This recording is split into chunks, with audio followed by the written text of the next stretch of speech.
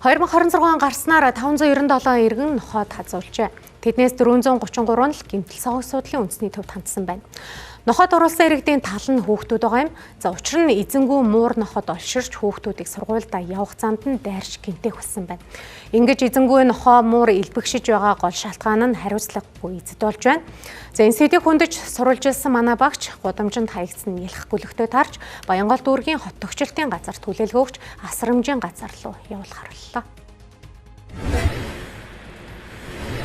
За хаврын өр Оросын энэ өдрүүд бол гудамжинд эзэнгүй золбин нохой муурууд илбэгшдэг.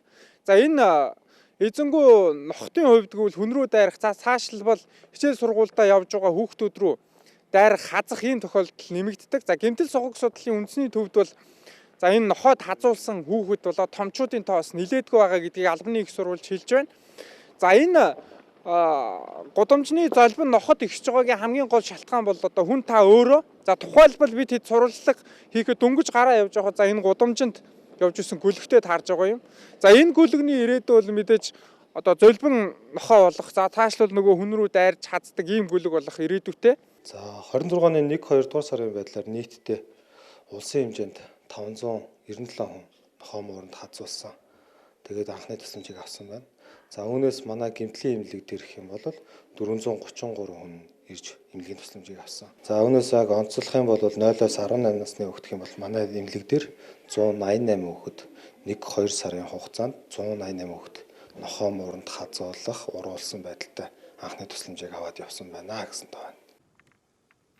Монгол улс эзэнгүй нохой муурын асуудалд илүү хүмүүнлэг энэрэнгүй хандах шийдвэрүүдийг гаргаж байна. Тухайлбал эзэнгүй нохой муурыг устгахаас илүүтэйгээр спей хийлгэх асрамжийн газар байгуулах чиглэлээр шатараатай арга хэмжээнүүдийг авдаг болжээ. Хаануул дүүрэг гэхэд 2026 он гарснаар 500 гаруй нохойг барьж нэгч нохой муурыг устгалд оруулахгүйгээр асрамжийн газар түлээлгэн өгчээ. Тэр асрамжийн төв дээр хүлээлгэж өгнө. Мөн одоо шаардлагатай зэрлэгсэн тийм нохойг буудах ажил гэдэг. Яг 26 оны байдлаар бол яг тэгж устгах ажил одоогор хийгдэггүй. Бид нар одоо барих ажлууд дээр хийгдэж явж байна. За яг 26 оны 1 сараас хойш 530 гаруй нохой морыг одоо асрамжийн газар төлөж өгсөн байна. Ер нь бол яг энэ нохой мор толгой яг ихсэх үе маань ер нь хаврын улиралд айгүй ихсдэг, маш их дуудлага ирдэг. Ер нь энэ ажил маань тогтмол хийгддэг. Ерөөсөө одоо ямар нэгэн улирлын шанартай ч юм уу гэдэггүй байнгын одоо нөгөө эрсдэлтэй ажил учраас тогтмол байнгын хяналтанд байнгын мэдүүлэг мэдлэл авч өдөр бүрийн ажил маань хийгддэг.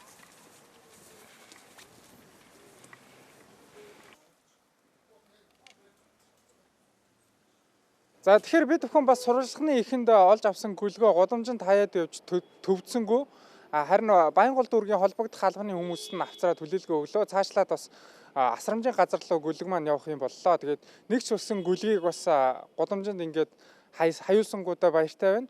Нөгөөтэйгөр бас иргэд маань гүлэг за ямар нэгэн золбин нохой олж авцраад дүүрэг болон ийм холбогдох газруудад өгөөд ийн гэсэн үг биш. Цаашдаа иргэн бүр бас хариуцлагатай байвал за энэ гудамжны золбин нохой муур маань багасах ийм боломжтой юм аа.